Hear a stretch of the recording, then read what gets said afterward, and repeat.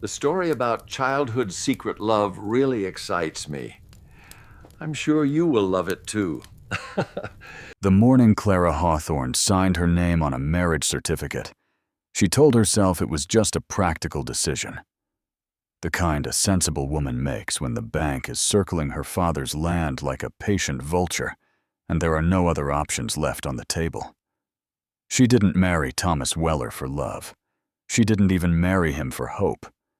She married him because he asked, because he was decent enough, and because she had run out of time. What she didn't know, what she couldn't have known, was that Thomas Weller had been waiting for exactly this moment for 15 years.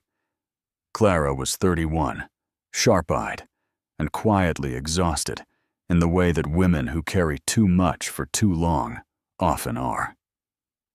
She had spent the last 3 years nursing her ailing father, managing what remained of the Hawthorne homestead outside of Millhaven, and deflecting the pity of neighbors who meant well, but made everything heavier.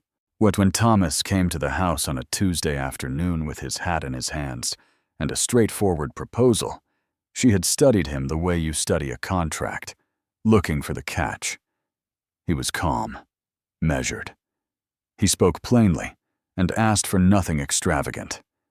He said he would settle her father's debts, maintain the land, and expect only an honest partnership in return. No grand promises, no declarations. Just a quiet arrangement between two reasonable people. Well, she said yes before he finished his second cup of coffee. Their wedding was small, a preacher, 2 witnesses, and a sky that couldn't decide between clouds and sun. Thomas wore a clean shirt and spoke his vows without stumbling. Clara wore her mother's dress and kept her eyes forward. When it was done, they rode back to the homestead in a wagon with 3 feet of bench between them and the sound of the horses filling the silence neither of them tried to break. She told herself it would be fine. I'm manageable. She had managed harder things. But that first evening, something small unsettled her. She was moving a crate of her belongings into the back room when she passed the parlor and noticed Thomas standing still in front of the fireplace mantel. He wasn't doing anything, just standing there, looking at the old family portrait her father had commissioned years ago. Clara, as a young girl of maybe 14, seated beside her parents with her hair pinned back and her chin slightly lifted the way the photographer had instructed. She almost asked him what he was looking at. But something in the stillness of his shoulders stopped her. She moved on and said nothing. The first 2 weeks of the marriage were polite and uneventful. Thomas was up before dawn every morning, working the land with a steadiness that Clara had to admit she respected. He ate what she cooked without complaint, and helped with her father's care without being asked, and kept his word on every practical matter he had promised. He was not cold exactly, but he was careful, measured in a way that felt almost deliberate, like a man who had decided long ago how much of himself he was willing to show. She found herself watching him sometimes without meaning to. It was her father who first said something strange. He was having a clear-headed afternoon. He's sitting up in bed with better color in his face than he'd had in weeks. Clara was changing the dressing on his hand when he looked toward the doorway and said, almost to himself, "He turned out all right. I always wondered if he would." "Who did?" Clara asked. Her father blinked and looked at her as if surprised she was there. "Thomas," he said simply. Then he closed his eyes and drifted back toward sleep before she could ask what he meant. She stood there a long moment, gauze still in her hands. Her father had spoken about Thomas as if he knew him from somewhere, from before. But that made no sense. Thomas Weller had come to Millhaven only 2 years ago from somewhere up north, or so she had been told. He was not a man with deep roots in town. Nobody seemed to know much about him, and he didn't offer much either. She let it go. Her father had confused moments. It likely meant nothing. But 3 days later, She was cleaning out the old barn to make room for Thomas's tools when her boot caught the edge of a loose floorboard near the back wall. She knelt to press it back down and felt it give differently than it should. She pulled it up. Underneath, nestled in the dry dark, was a small tin box. It was old, the kind that might have once held tobacco or sewing needles, but it was not empty. She could feel the weight of something inside before she even opened it. And she sat back on her heels in the dust and hay and looked at that box for a long moment. Something told her that whatever was inside would not be simple. She was right. The tin box had no lock, just a lid pressed tight from years of sitting undisturbed beneath a barn floor that had not been touched since before Clara could remember. She worked the edge with her thumbnail until it gave with a soft pop, and then she sat very still for a moment before she looked inside. Letters, a stack of them, folded and tied with a piece of plain twine that had gone brittle with age. She counted them without thinking. 11, 12. She lost count and started again. 15 in all, give or take. Each one folded with the same careful hand. No envelopes, no postage. They had never been sent. She lifted the top one slowly and unfolded it. The handwriting was young, uneven in places, like someone still learning how to form letters with confidence. But the words themselves were not the words of a child. I don't know if you'll ever read this. I don't know if I'll ever be brave enough to let you. But I saw you at the creek today, and you laughed at something your mother said, and I thought, I want to remember that laugh for the rest of my life. Clara stopped reading. She sat in the dust of that old barn, with hay pressing into her knees, and the afternoon light coming in sideways through the gap in the wall, and she read that line again. Then she looked at the bottom of the letter for a name. Just one letter. But it sat there on the page like a stone dropped in still water. She told herself it could be anyone. T was a common enough initial. This box could have belonged to someone who worked the land before her family. A hand, a tenant, a traveler who sheltered here once and left something behind. There were a dozen reasonable explanations, and she lined them up in her mind like fence posts. But her hands were not steady when she reached for the next letter. This one was dated. The year was 16 years back, which would have made Clara 15. The handwriting was slightly more controlled, like a year of practice had settled something in the writer. Your father let me muck the stalls today. You brought water out to the hands around midday, and you didn't look at me once. I don't blame you. I'm nobody worth looking at. But I stayed an extra hour just in case you came back. Clara lowered the letter slowly. Found she had no memory of a boy working their stalls when she was 15. But then she had been 15, distracted and self-concerned the way all 15-year-olds are, more interested in the books she borrowed from the schoolhouse than in the faces of the hands her father hired for seasonal work. There had been boys. There were always boys drifting through during harvest season, working for a few weeks before moving on. She had paid them very little attention. Someone had paid her a great deal. She didn't read the rest of the letters that afternoon. She folded the two she had opened as carefully as she had found them, placed them back in the box, and pressed the lid closed. Then she stood up, tucked the box under her arm, walked back to the house, and put it on the shelf in her room behind a stack of her father's old ledgers, where it would not be immediately visible. Out she went about the rest of the evening as if nothing had happened. She made supper. She checked on her father. She set 2 plates on the table and sat across from Thomas and watched him eat with the same quiet steadiness he brought to everything. And she thought about the letter. I stayed an extra hour just in case you came back. Did you grow up around here? She asked, keeping her voice level. Thomas looked up from his plate. Something shifted behind his eyes, brief and controlled. I passed through this part of the territory when I was young, he said. Worked some ranches. Which ones? He was quiet for a moment. Few different ones. It was a long time ago. He didn't offer more, and she didn't push, but she noticed that he didn't say no. He didn't say he had never been here before. He said it was a long time ago and left the door neither open nor closed, which told her something in itself. She slept poorly that night. But over the next several days, she read the letters one at a time, spacing them out like she was rationing something she wasn't sure she should have found at all. They spanned years. The early ones were written by a boy who was clearly young and uncertain, someone working nearby and watching from a respectful distance, never approaching, never presuming. The tone was not obsessive.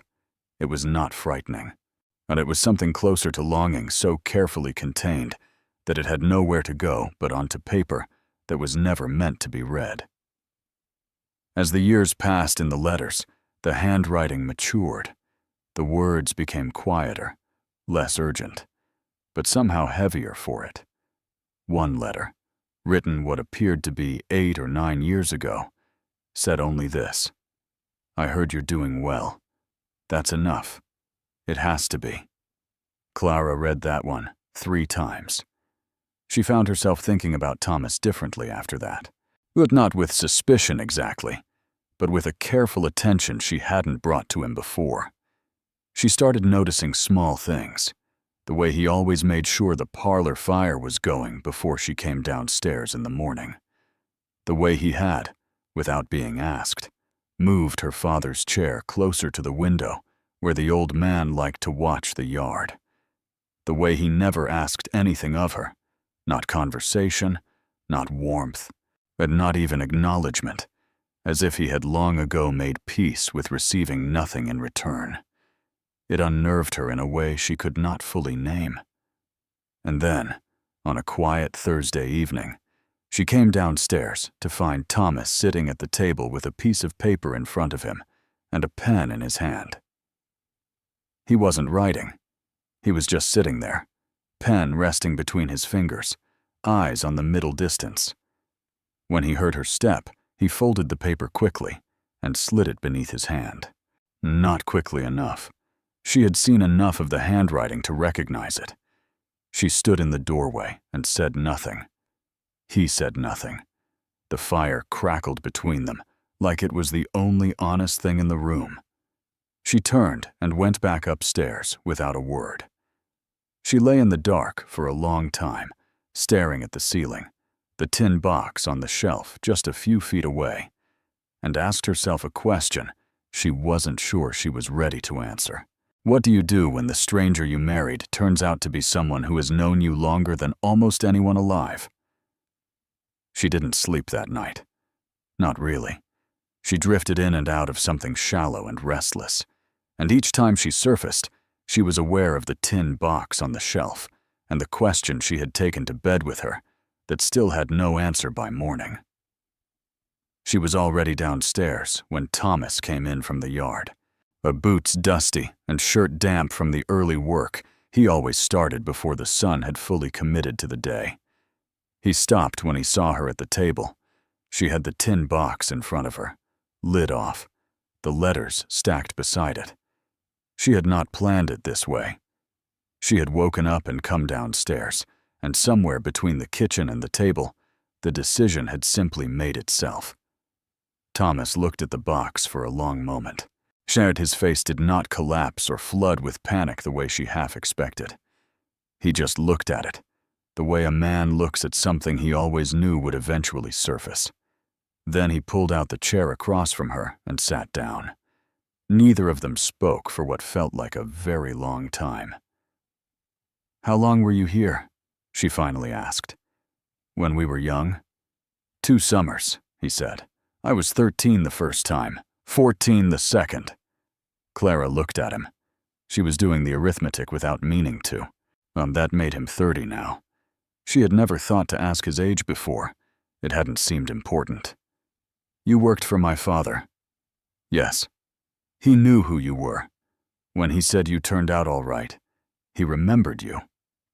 Thomas nodded once. I came back through Millhaven about 2 years ago. I stopped to see if the land was still in your family's name. Your father recognized me. We talked." He paused.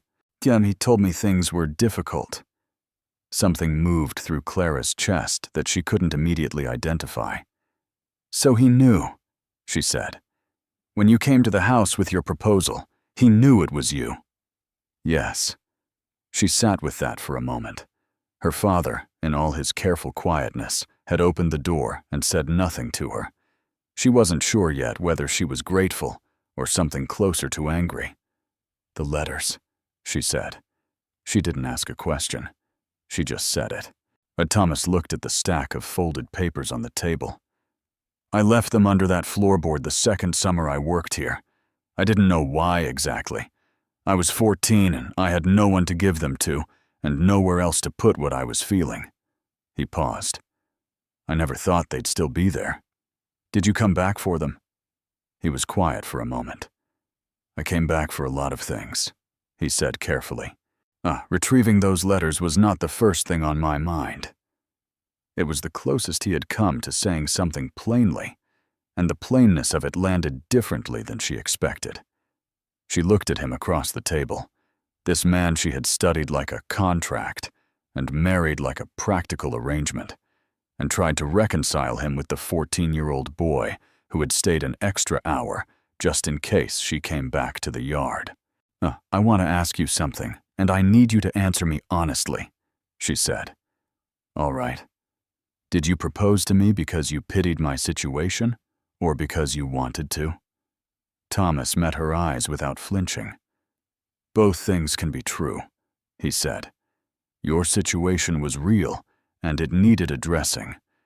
But I won't sit here and tell you the reason I came back to Millhaven had nothing to do with you. That would be a lie, and you deserve better than that."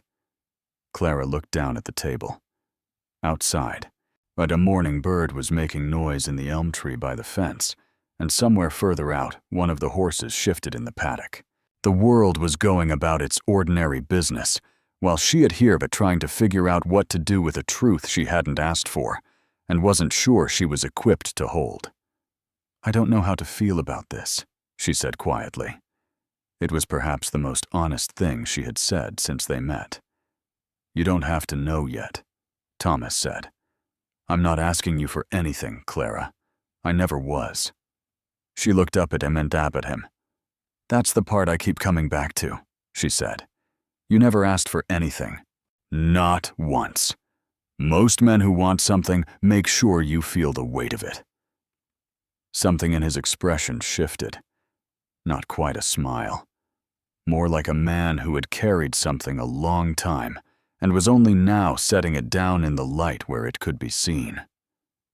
"I spent a long time understanding that wanting something doesn't give you a claim to it," he said. "You were never mine to want. You were just someone I couldn't stop thinking about regardless." Clara stood up from the table, but not because she was leaving, but because she needed to move.